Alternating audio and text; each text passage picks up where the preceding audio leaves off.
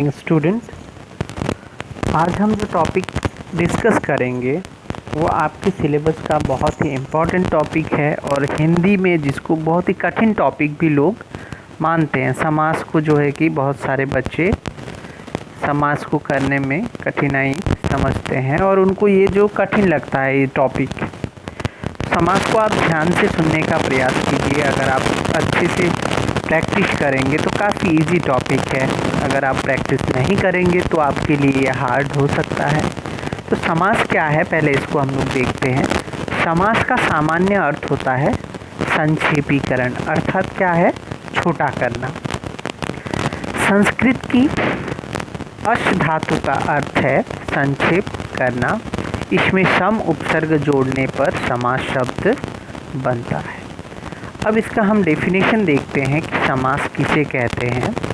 दो या दो से अधिक पदों शब्दों के मेल से नए शब्द बनाने की प्रक्रिया को समास कहते हैं।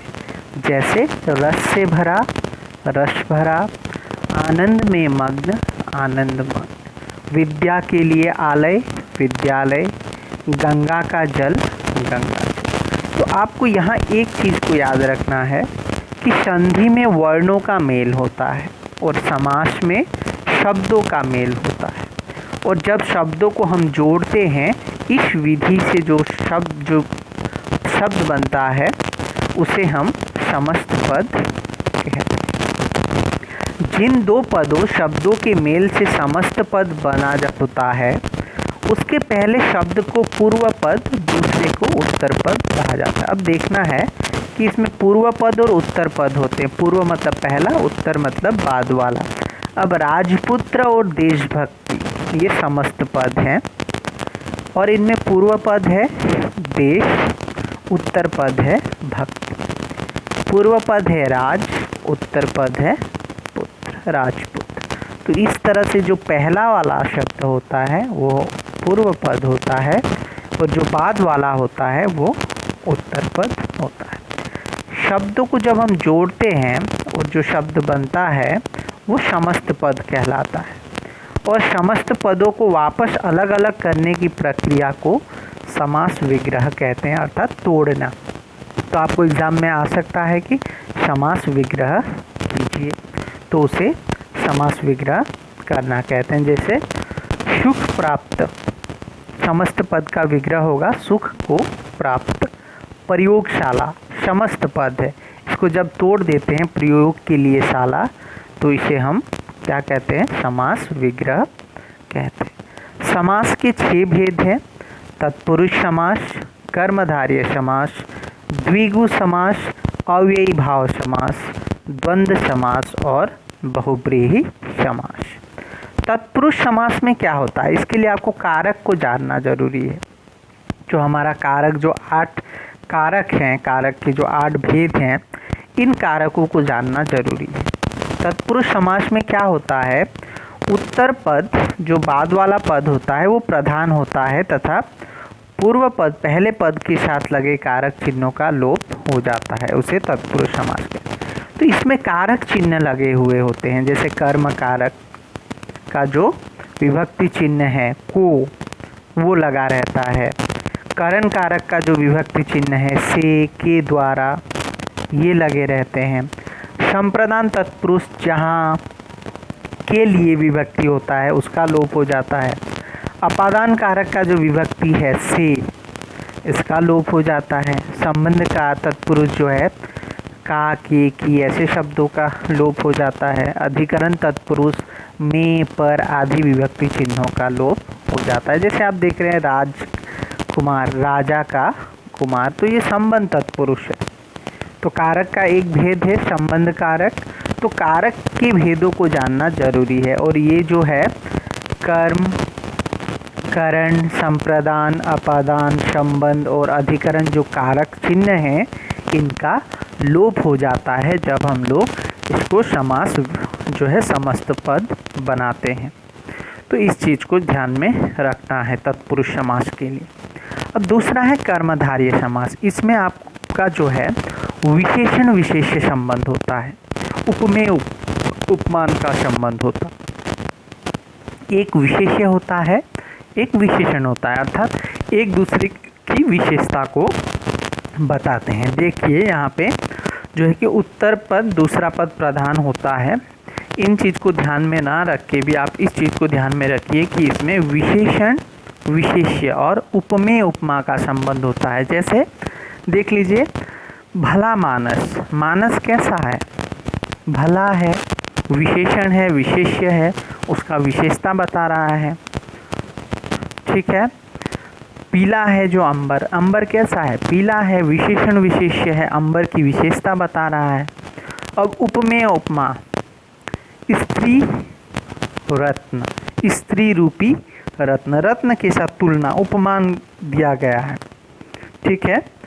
तो इसी तरह क्रोधाग्नि, क्रोध रूपी अग्नि, तो इसमें रूपी का प्रयोग होता है, तो इसे हम लोग जो है कि कर्मधारय समास कहते हैं। तत्पुरुष समास में जो कारक विभक्तियां हैं उनको ध्यान रखना है।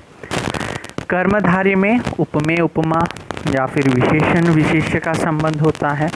अव्ययी भाव समास में पहला पद पूर्व पद अव्यय होता है और वही प्रधान होता है। उत्तर पद संज्ञा या विशेषण होता है तथा समस्त पद अव्यय की तरह काम करता है। आजन्म, जन्मभर, दीनोदीन, निसंदेह। देखो पहला जो शब्द है यथा, ये क्या है? अव्यय है। यथा, प्रति, ये जो है पहला पद अव्यय है और दूसरा क्या होता है? दूसरा पद संज्ञा या विशेषण होता है। नेक्स्ट है द्वंद्व समास। द्वंद्व समास में क्या होता है? जिस समास के दोनों पद प्रधान हो अर्थात समान रूप से महत्वपूर्ण हो और विग्रह करने पर योजक के स्थान पर और तथा एवं या जैसे शब्दों का प्रयोग होता है तो उसे हम क्या कहते हैं? द्वंद्व समास कहते हैं। बीच में योजक चिन्ह रहता है और उसको हम लोग जब विग्रह करते हैं तो तथा एवं आदि शब्दों का प्रयोग होता है। दोनों पद प्रधान होते हैं, माता पिता दोनों पद प्रधान है इसमें। देखिए धर्म अधर्म दोनों प्रधान है, तो इसे हम द्वंद्व समास कहते हैं। तो इससे पहला जो है 6 नंबर जो है आप देख रहे हैं कि बहुब्रीहि समास। बहुब्रीहि समास में क्या होता है? बहुब्रीहि समास में दोनों पद से कोई तीसरा अर्थ हमें देता है, दोनों पद मिलकर हमें कोई तीसरा अर्थ प्रदान करता है। जिस समस्त पद में पूर्व पद और न ही उत्तर पद प्रधान हो अपितु समस्त पद के रूप में अन्य पद की प्रधानता हो। विग्रह के अंत में जिसे जिसको है जो आदि आते हैं। विग्रह करते समय क्या होता है? जिसे जिसको है जो आदि आते हैं। जैसे 10 है आनंद जिसके, जिसके है। ठीक है। 4 हैं पाए जिसके, तो जिसके ऐसे शब्द का प्रयोग होता है। जैसे दशानन, 10 है आनंद जिसके। तो ये है अव्ययी भाव समास, द्वंद्व समास, बहुब्रीहि समास और द्विगु समास। जो हमने द्विगु समास को अभी हम देखते हैं। देखिए द्विगु समास सबसे आसान समास है, इसको आप आसानी से पहचान सकते हैं। इसमें पहला जो पद होता है वह संख्यावाचक होता है, नंबर होता है।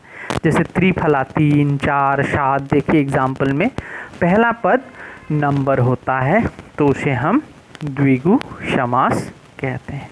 तो ये थे आपके 6 समास के प्रकार। संधि और समास में अंतर, संधि वर्णों का मेल होता है तो निकटवर्ती, और समास जो है शब्दों का मेल होता है। संधि का अर्थ शाब्दिक अर्थ होता है मेल और समास का शाब्दिक अर्थ होता है संक्षेपण अर्थात छोटा करना। इसी तरह कर्मधारय और बहुब्रीहि में अंतर देखिए। कर्मधारय में क्या होता है? विशेषण विशेष्य या उपमेय उपमा का संबंध होता है, लेकिन बहुब्रीहि में दोनों पद मिलकर कोई तीसरा पद हमें पद की ओर संकेत करते हैं। जैसे कमल नयन, कमल के समान नयन, यहाँ विशेषण विशेष्य है, लेकिन जब उसे हम कमल के समान नयन है जिसके का प्रयोग होता है बहुब्रीहि में अर्थात कृष्ण, तो वो बहुब्रीहि समास हो। द्विगु और बहुब्रीहि में क्या है? द्विगु में क्या है? देखिए जिस समय पहला पद संख्यावाचक होता है, ठीक है, उसे द्विगु समास कहते हैं। लेकिन बहुब्रीहि में क्या होता है? कोई तीसरा अर्थ देता है, 2 पद मिलके कोई तीसरा अर्थ। ठीक है। जैसे अब हम लोग देखते हैं यहाँ पे तिरंगा, 3 रंगों का समाहार, क्या हो जाएगा? द्विगु समास है। लेकिन जब इसको हम 3 रंगों वाला अर्थात भारत का राष्ट्र ध्वज, कोई तीसरा चीज हम दे रहे हैं, बहुब्रीहि हो जाएगा। चारपाई, 4 पैरों का समाहार, आसानी से क्या है? द्विगु समास है। लेकिन इसको अगर हम 4 में पाएँ जिसके अर्थात चारपाई, किसी दूसरे चीज को हम संकेत कर देते हैं तो उसे हम बहुब्रीहि समास कहते हैं। तो ये थे समास के भेद।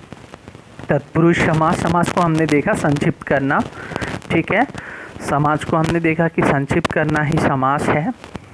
2 या 2 से अधिक शब्द मिलकर जो नया शब्द बनाते हैं उसे समास कहते हैं। तो समास के 6 भेद हैं। तत्पुरुष समास, कर्मधारय समास, ठीक है, अव्ययी भाव समास, द्विगु समास, द्वंद्व समास और बहुब्रीहि समास। तो सभी समास को हमने देखा। वीडियो को आप ध्यान से देखिए और एक्सरसाइज में जो दिए गए प्रश्न हैं इनको करने का प्रयास कीजिए। जैसे समस्त पद बनाना है, रसोई के लिए घर, क्या होगा? ये रसोई घर। और ये तत्पुरुष समास होगा क्योंकि के लिए जो है कि कारक विभक्ति है और इसका लोप हो जाता है जब इसको हम समस्त पद बनाते हैं। नीला है जो कमल, कमल कैसा है? नीला है, विशेषता बता रहा है, तो क्या हो जाएगा? नीलकमल।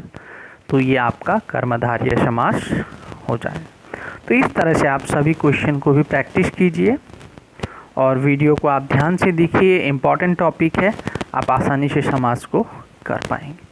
Thank you.